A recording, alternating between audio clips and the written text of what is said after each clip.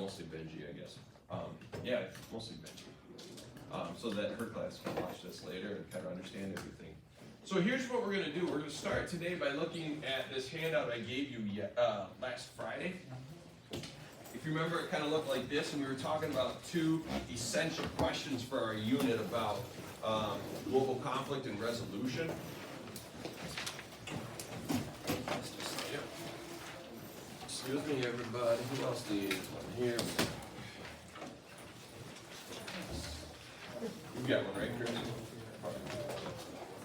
Anybody else need one?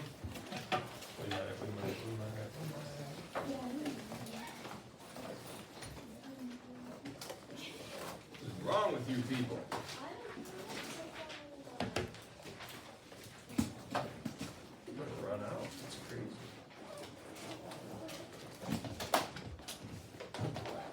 I got one more. Only cost $10.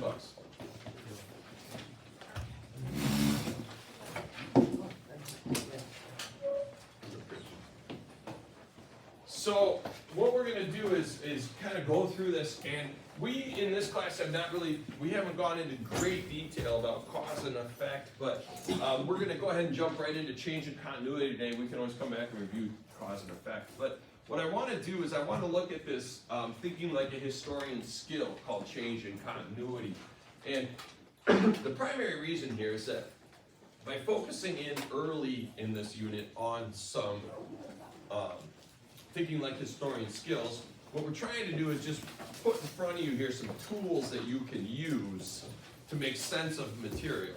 This will be particularly helpful when you have larger research projects you'll be doing. And now, they're not coming for a while, but remember, after this unit, that's one of the ways that we kind of finish the unit, is you're doing a big research project on some topic that pertains to global conflict and resolution.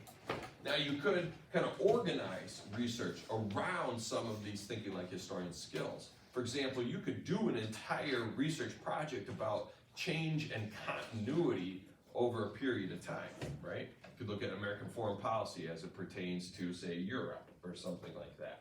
And you could look at how it's changed and how it's stayed the same over a certain period of time. So what we're doing with this in particular, this exercise, we're going to talk about change and continuity as a thinking strategy and as an organizing strategy of ideas. We're going to watch at least part of a short video here, probably most of it. And during that video, I'm going to ask you to use change and continuity as an organizing principle to try to make sense of the information you're watching. Okay? Is it making sense at all? Okay, so first of all, as we discuss change and continuity, let's do this little reading up front here. You know, when you discuss how things change over time, you have to always have a description of what things were like earlier or before, right? As well as what things were like later or after. You can't discuss change and continuity without both a picture of before and after, right? Because then you do a comparison. What's similar here? That's continuity, right? And what's different? That's the change. Make sense? Okay, so there's a couple of steps that you have to do with that thinking. It's also interesting to note that when things change over time, we're not always going to agree on what the most important changes are. And of course, that's part of the point of using this thinking strategy. It's develop an understanding of what's changing, what's the same, and then we get to talk about or argue about what we think are the most significant or important changes or continuities, right? And we do this in all sorts of things, but we're going to talk about it in terms of history here. So here's what we're doing now. We're going to watch this video. The video is about how the United States became a superpower, okay? It's going to go all the way back, briefly touch on the founding and sort of that first expansion across the continent. After that, it's going to talk a little bit about how the United States gets more involved in foreign affairs, world affairs, especially as we begin to pull in some colonies, some holdings, some territories like Puerto Rico or the Philippines or whatever, right? And it's going to start to talk about how, over time, our approach to being involved in world affairs really changes, okay? So what you're going to do is, as you watch the video, you're going to be looking for words and descriptions, events that you could put in the before part, right? This is kind of what we were like before we became a superpower. These were what the things we were concerned about. This was how we did foreign policy, that kind of thing. Then you'll also be looking for after, right? As we become a superpower, what do we start getting involved with? What do we start doing that's different, right? What do we start doing afterwards? In the process of recording those things then, afterwards, we might look at what's similar and then what's different. So your focus with change and continuity is always on the before and the after. Literally just the recording of how things are developing. After you do that, then you have stuff that you can compare and contrast. That make sense at all? Okay. It goes pretty quick in this video, so I will pause once or twice just to give you time to make sure you have time to write some stuff down, okay? Ready, rock and roll? The modern United States is the most powerful country in human history, with over 800 military bases and 37% of global military spending. The U.S. has become the leader of a vast, interconnected global system that has helped usher in an era of unprecedented prosperity and low levels of conflict. To understand America's position in the world, and why it's so pivotal for world politics as we know it, you have to go back to the country's founding, back to when America wasn't a global power in any sense of the word. During the first 70 years of its existence, the United States expanded in both territory and influence in North America, eventually reaching the Pacific Ocean, in a wave of expansionism that resulted in the wholesale slaughter of the indigenous people who populated the continent. The early Americans were deeply divided as to whether the country should expand beyond the Pacific and Atlantic Oceans. This became a major debate after the Civil War, when some leaders, like post-war Secretary of State Seward, argued that America should push to become a global power. Seward succeeded in pushing a plan to purchase Alaska from Russia, but his attempts to buy Greenland and Iceland, as well as annexed territory in the Caribbean, were all blocked by Congress. That's because some Americans, including many on Capitol Hill, had a strong anti-imperialist bent. These people worried about America getting more involved in global politics, as well as having to integrate populations from quote-unquote inferior races. And this opposition applied major checks on the imperialist urge to expand.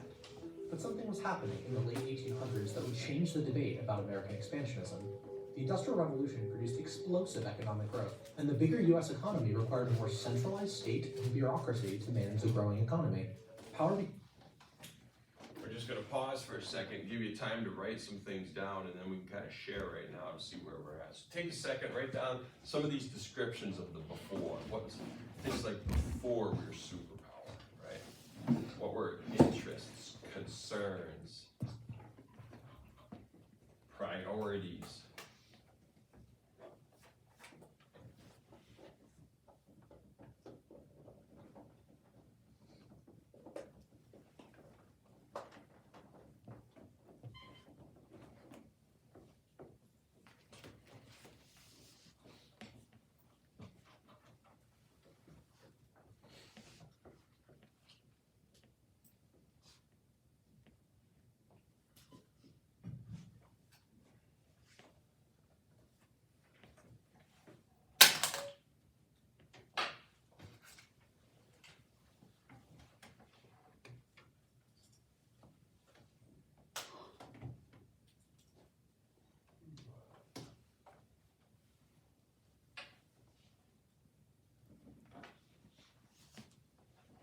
Just write stuff down. Take 30 seconds. Try to share something you wrote down with somebody next to you. Make sure you're kind of on the same track. It might not be the exact same, but you know, if it fits, hey, that works. So take 30 seconds to do that.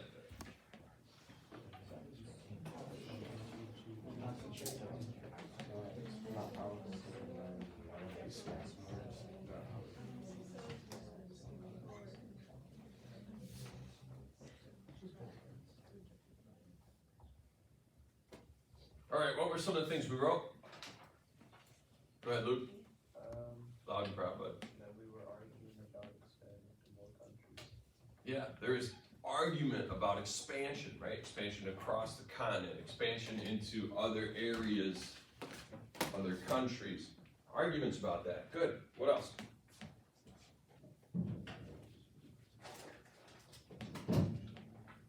What else did we write? Maddie, did you write some? It was just the, expansion. Just the expansion concept, this argument about expansion. Okay, good. Luke, you got another one. Mentioning something about the inferior races. Yeah, there was definitely this idea and this belief that other races were inferior, right? That was a part of the expansion across the continent too, right? That Native Americans in particular were seen by many people as inferior to the European way of doing things. That's important. What else? Yes, sir.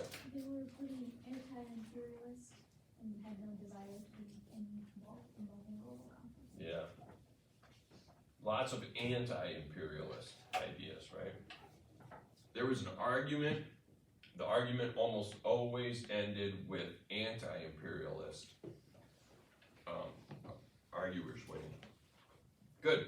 You guys doing great. Let's keep going here. We'll see a few things change. We've already seen a little bit of industrialization as being a big new thing. We've already talked about this, right, with the American system a little bit, but how industrialization is going to change everything, and that in some ways creates a context for some new developments. It became concentrated in the federal government, making it easier for expansionist presidents, like William McKinley, to unilaterally push American influence abroad. The key turning point came in 1898, when President McKinley dragged the country into war with Spain over Cuba, despite some intense domestic opposition.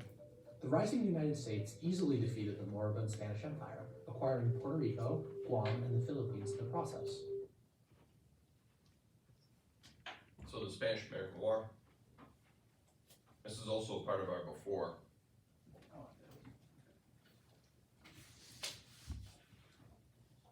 In a lot of ways, this is a turning point.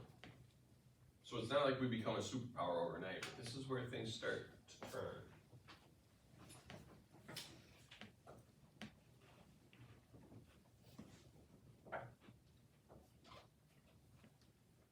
Good. Over the next 2 years, the U.S. would annex the Kingdom of Hawaii, Wake Island, and American Samoa. A few years later, the U.S. took control of the Panama Canal Zone and sent troops to occupy the Dominican Republic. It also purchased the American Virgin Islands.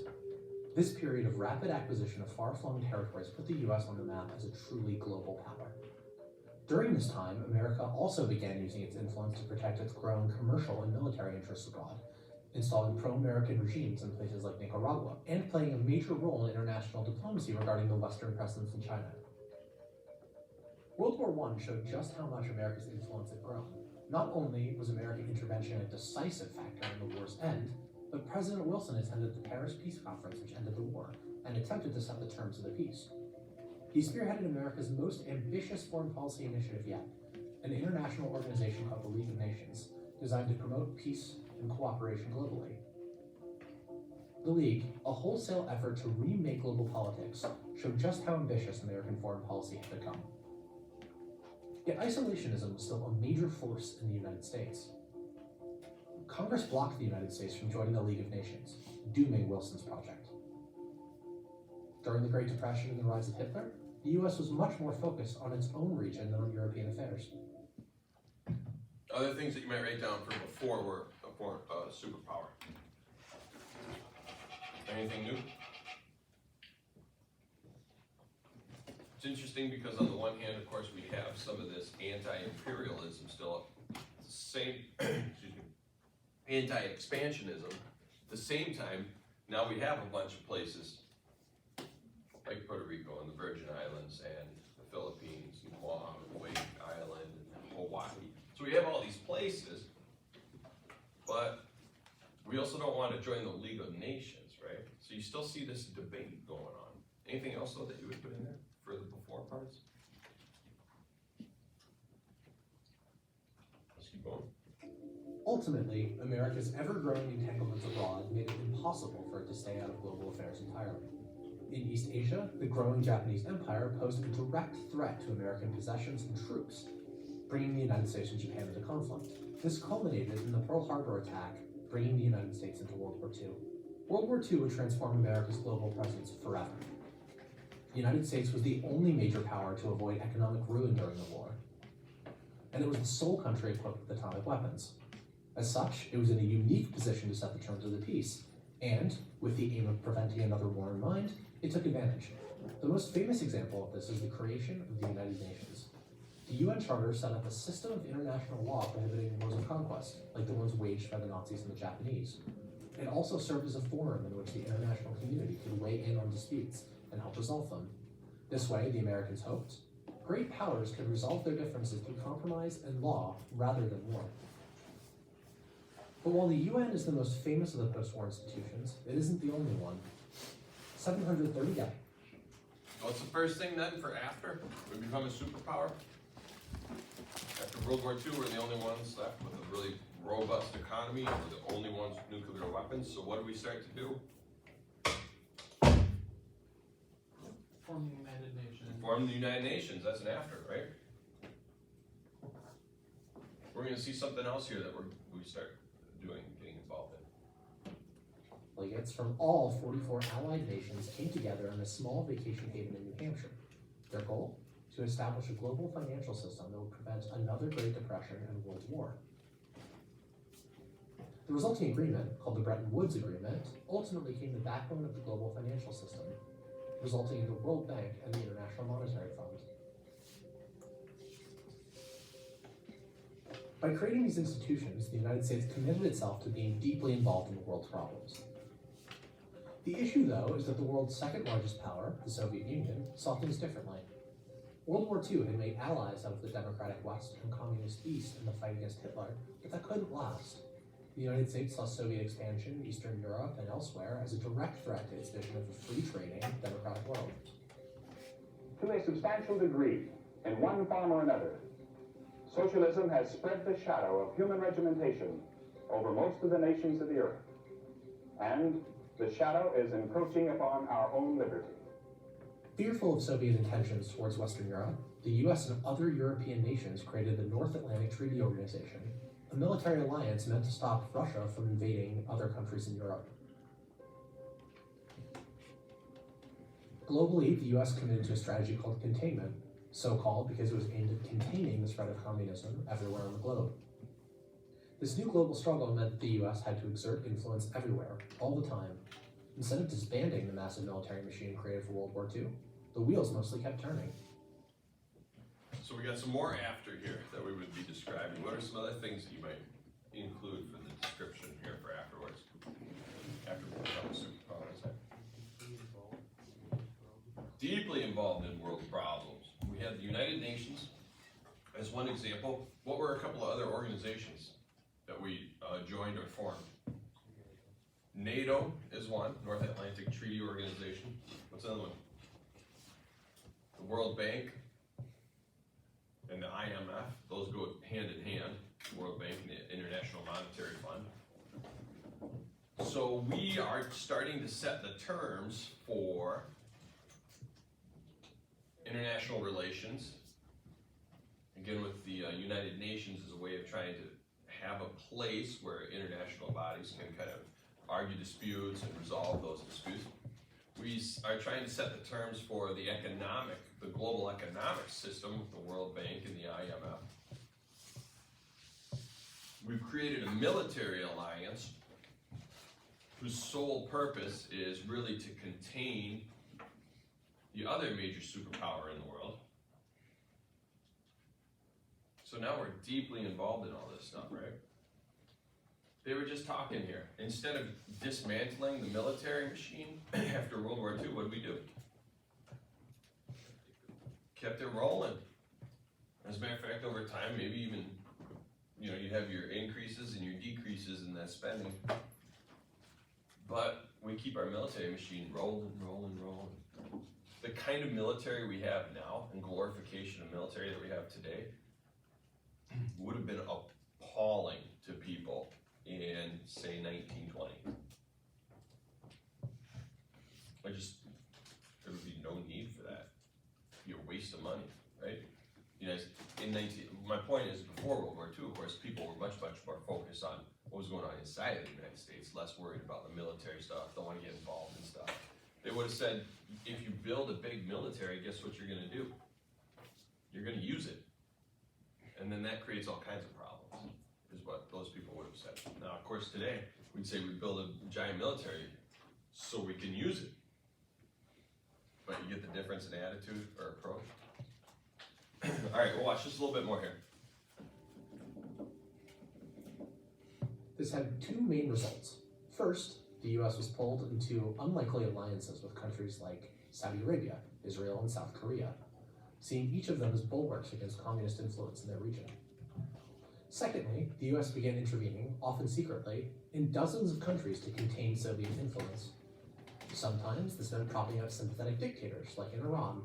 Other times, it meant supplying rebels with arms and money, like in Afghanistan in 1979 and Nicaragua in 1985.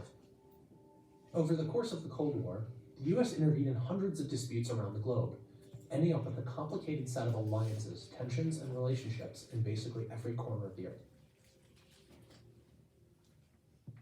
So we're gonna stop there, but how else then, what's one more thing you can put here for the after?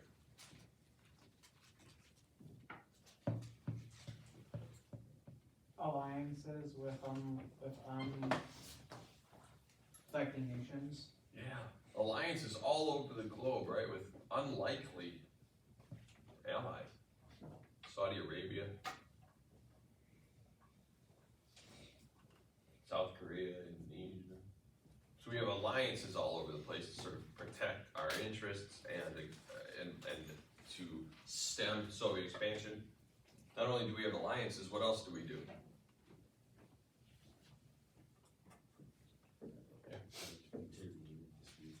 Yeah, we start intervening in nations. So we literally go into Iran and prop up a new dictator for a new government. We go into Nicaragua in the 80s and do this. We go to Indonesia and Afghanistan, we send a bunch of money and training and so on. So we start getting involved in a lot of different things, right? The idea is to protect our interests, and in some situations, we also create bigger problems for the future. So for example, when we put into place in power the Shah in Iran, well, it's that Shah who the current Iranian government overthrew and kicked out because they didn't like him, right? Likewise in Afghanistan, when we started sending money and power and weapons and so on to Afghanistan to help the Mujahideen, we end up training people. CIA ends up training people like Osama bin Laden, right? So in our interventions, we've created some problems. At the same time, we've also been able to sort of, protect some of our interests in regions as well. So here's what you do then with change of continuity, right? You've gone through, in this case, about 6 minutes worth of material in a video, right? You've written down some notes and so on, but you're about halfway done with changing continuity as a way of making sense of things. Because the next thing you do is you gotta look for what's similar and what's different.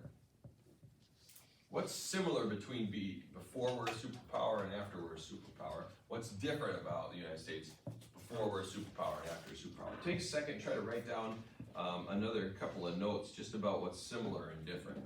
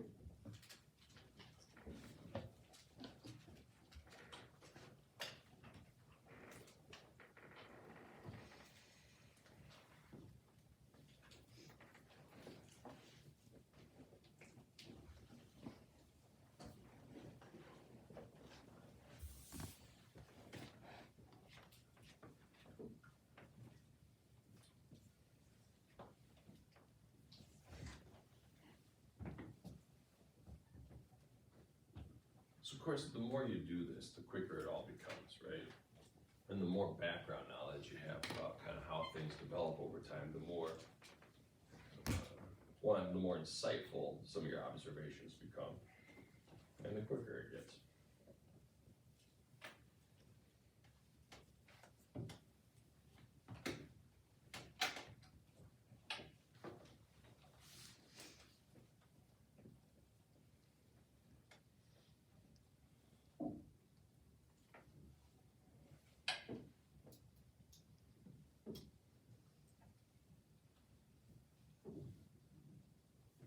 So somebody, could you tell me one of the changes, the big changes that you wrote down to describe this?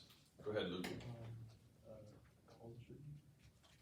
American culture. American culture has changed in what way?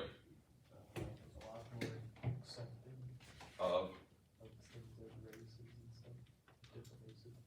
okay, so you're focusing on American culture as being much more accepting of other races and so on, not so much still this idea of other places being inferior, other people being inferior.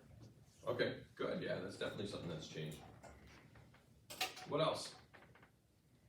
In terms of foreign policy, the before and the after here, before we're a superpower and after we're a superpower, what's something else that's changed? Yeah. Sure, I mean, that's the big statement here. We're more involved in world issues, world problems, world challenges, and worldwide solutions, hopefully.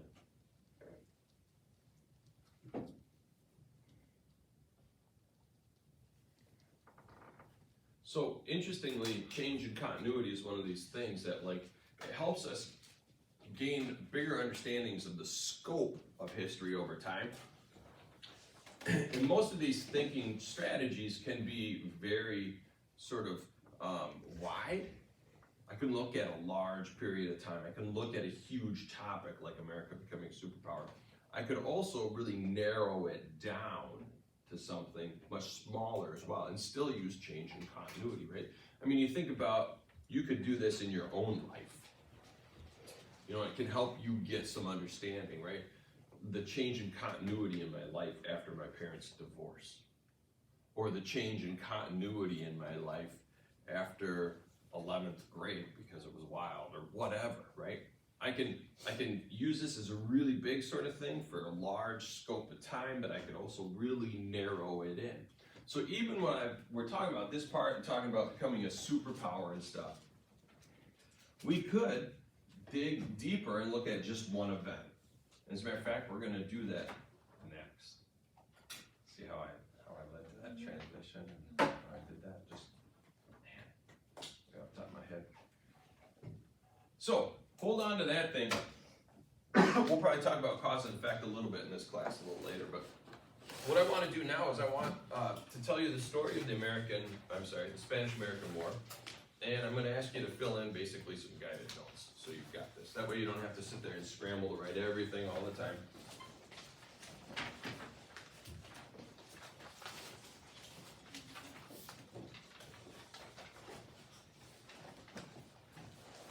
Riley, can you bring one of these back to Sleeping Beauty? Yeah.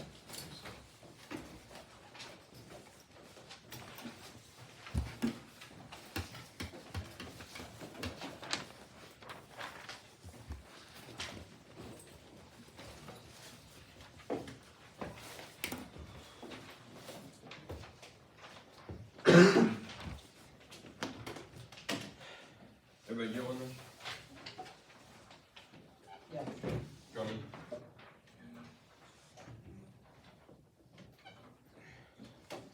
Again, so this is just your guided notes to kind of go through. Write down some of the big ideas. Of course, I'm going to fill in some more, so if you, just by talking, so if you have more to write down, by all means do this. So in our 20th century American history, what we do is we start, at the beginning of the 20th century. This is just before, notice, about a year and a half before the start of the 20th century.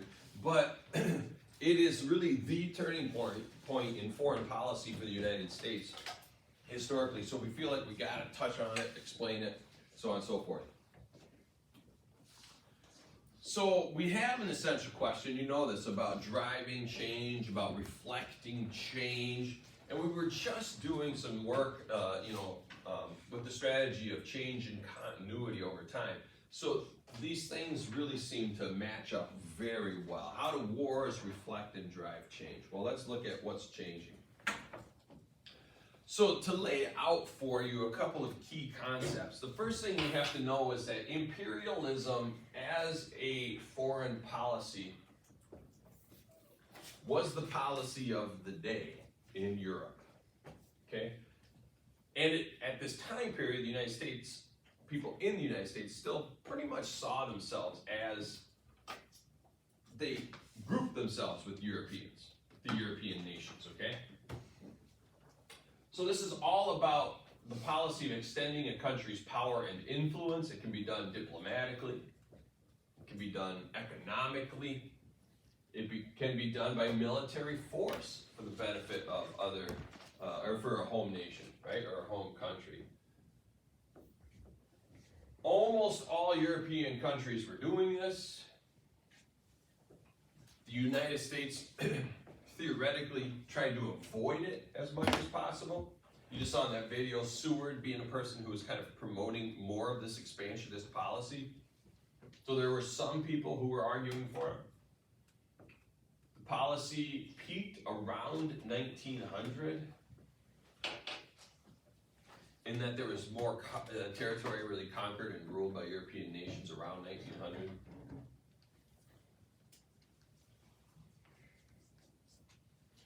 And you can see all the different colors on this map to your right represent different European empires, mostly. There are some others like the Ottoman Empire, and of course the Russian Empire. Cool.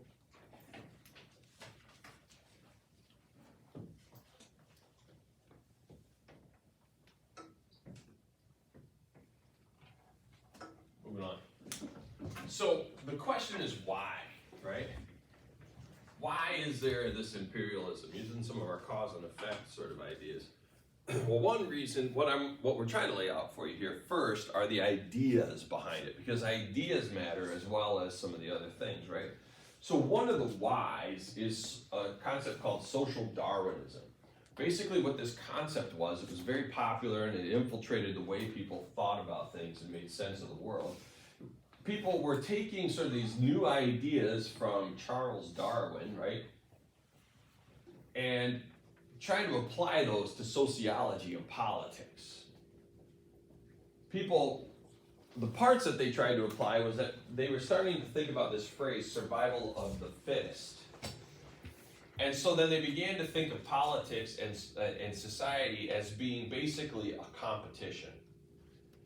And then if you were winning the competition, it was because you were, quote unquote, more fit. In other words, better. So that seemed to encourage the idea that if you can dominate, if you can take over, if you can exert control and influence, it's okay, because you're naturally better. So it's not like a question of morality through this lens, it's a question of biology. Of course, if you know anything about Charles Darwin and his theories around evolution, you know that's a bastardization of that idea of evolution. For Darwin, the fittest never meant, biggest, strongest, fastest, or inherently better. It meant you could make more babies and they would survive. It was that simple, right? It was a passing on of genetic material. It wasn't about being somehow superior other than that. But notice it suggested that, if you're a European power and you can take over this part of Africa, well, that's okay, because you're better than they are. And if you do take over them, you just reinforce this idea that you're better. Make sense? Okay, the second major concept, which really goes along with this, and this was literally the title of a book called White Man's Burden. And it suggested that in the course of human history, white people, i.e. Europeans in particular, have a burden placed on them because they're so much better than every other place. This is social Darwinism. right, and racism combined. The white man's burden was to bring civilization to all of these backward, savage people across the globe. This was literally the book. This is what was super influential. People wrote it, read it, paid attention to it, talked about it. It was super influential. Again, it was this idea that we need to go out into the rest of the world because we have to, it's our duty, it's our burden to help these people. Because left to their own, look at them, left to their own, they live in jungles and huts, and they don't have written language, and so on and so forth, okay? So that was the idea. So finally, the concept of civilizing then literally meant this idea of Western culture, Western language, Western religion, Western styles of government, Western styles of economics, of organization, so on and so forth. Okay? If we look at this, what we see here is we see like Uncle Sam carrying the savages on his back up to the mountaintop, right? This idea that without Uncle Sam or the European powers, there's no way they could get up there, right? And notice how they're characterized. Backward, animalistic, so on and so forth. Okay? So these were some of the major ideas behind imperialism. There were also some huge economic benefits to imperialism and military benefits. Of course, you could increase trade, you could increase resource extraction. We'll get into more and more of that as we move forward, talking about kind of some of the territories that we get out of these. We'll talk more about what we get out of them. So here's your background. Cuba had been a Spanish colony since 1492. Of course, you've heard that very famous lyric. Cubans, though, had been rebelling for independence in the late 1800s, and they asked the United States for help. Of course, the United States was a growing power at the time. We were the largest power in the Western Hemisphere at this point. And so the Cubans turned to the United States for help. The United States definitely wanted the resources of Cuba, economic resources in particular, right? And a chance to rid Spain from the Western Hemisphere. Spain was really the last major European power to have big holdings in the Western Hemisphere. The United States saw this as an opportunity to finally kick out the last European power from the old colonial days and establish itself, the United States, as the major player in North and South America. So that's sort of your background. You also have a practice during this time period of something called yellow journalism. Yellow journalism are basically newspaper stories written with a great exaggeration in order to sell more papers. I would suggest that you turn on news broadcasts, especially the, not so much news, but the opinion piece news broadcasts on CNN and MSNBC and Fox News around 7 o'clock, and you'll see this. Exaggerated stories, right? The idea is to sell more papers. Today, of course, it's to get more viewers. Stir up American anger and war. They would write these descriptions of what was going on in Cuba that were just horrific. And there's actually a competition between the two major, huge newspaper companies. And it was literally a competition, right? They would try to outright the other ones with exaggerations and depictions of this as horrible and stuff, right? They wouldn't necessarily always outright lie, but there were times when they did. The other thing that happens is during this time period when you have all these newspaper articles coming out, you also happen to have this moment where we had an old battleship called the USS Maine, and it's in Havana Harbor, Havana, Cuba. It happens to blow up. There's still debate and still not 100% sure why exactly it blew up. They're pretty sure it had to do with, I think, a malfunction in the boiler.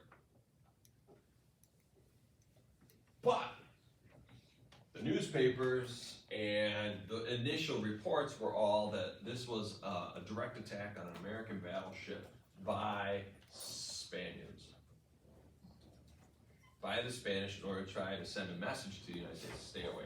So shortly thereafter, President McKinley asks for a declaration of war against Spain. The rally cry that you hear go through like all the publications and so on are "Remember the Maine," and war begins.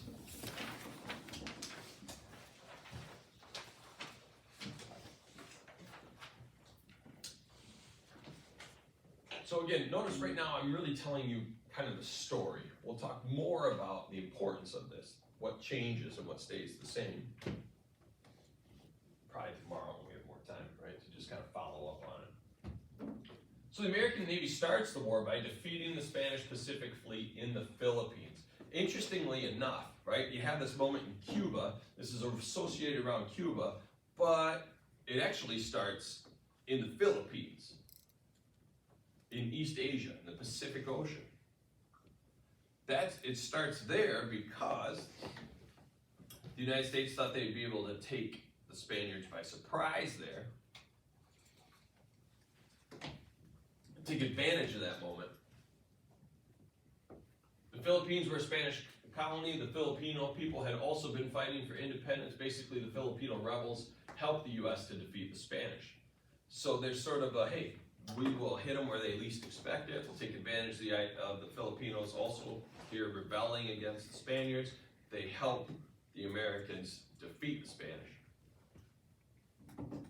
Also, the Americans, of course, promise a lot of things to the Filipinos that we renege on shortly thereafter. And it leads to a whole other issue, but anyways. Then the United States Army goes to Cuba, right? Defeats the Spanish army in Cuba within about 4 months. The phrase that's used by Teddy Roosevelt to describe this war is he calls it a splendid little war. Roosevelt believed strongly in the power of conflict and strife to bring out the best in a person. He believed that also about nations, and that if they engaged in conflict, they engaged in strife, they engaged in trying to overcome some kind of crisis, that it would bring out the best in their character, and it would help shape that. So when he calls it a splendid little war, he literally means that this is one of those little things that helps America become better. That's what he believed, and that's what they thought. He actually quits a pretty important job, the Secretary of the Navy, Assistant Secretary of the Navy, I believe. I think Assistant Secretary. He quits a good paying job, federal government, high ranking, volunteers to go fight in Cuba, leads a group of people named, they end up calling themselves the Rough Riders. They're a volunteer cavalry unit. Leads them up this particular hill that becomes really famous in the war for this charge or whatever, and he's painted in the newspapers and after this as a military hero, right? We don't lose too many soldiers, we don't lose a whole lot of anything. Most of the deaths are from disease, not the battle itself. Spain was about ready to kind of stop trying to hold on to these things anyways. They were turning into a drain of resources and power. So it's a pretty quick war. And here are your results, i.e. the effects, at least political, territorial effects of the war.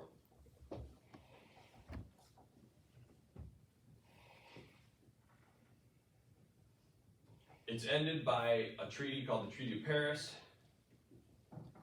If you study history a lot, you'll find out that there are hundreds of treaties of Paris. It's kind of a weird thing. But this is the Treaty of Paris, 1898.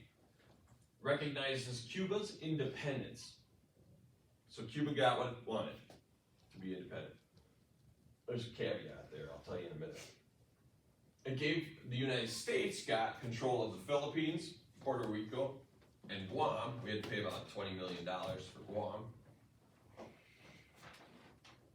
within the United States, and each of those territories would be incorporated. What that means, or unincorporated, I'm sorry. What that means is that they're not U.S. citizens, but the United States would look after them. So they're territories, right? Just like Puerto Rico today. Unincorporated in the sense that they're not a state, they won't be U.S. citizens. However, the United States is going to look after them. Now you notice how this fits right in with those concepts of social Darwinism and the white man's burden. This idea that, well, these people can't really be citizens, but we'll look out for them. We'll look after them. Make sense?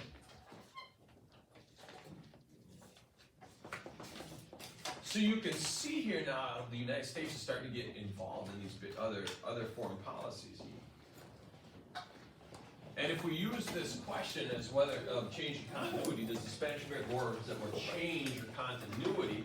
One of the things, again, that I think is interesting here, we'll come back to this question probably to start tomorrow, but look at what happens to what people begin to call the American Empire. By the way, we still have huge parts of these, or most of these places in the world, right? They're still American territories.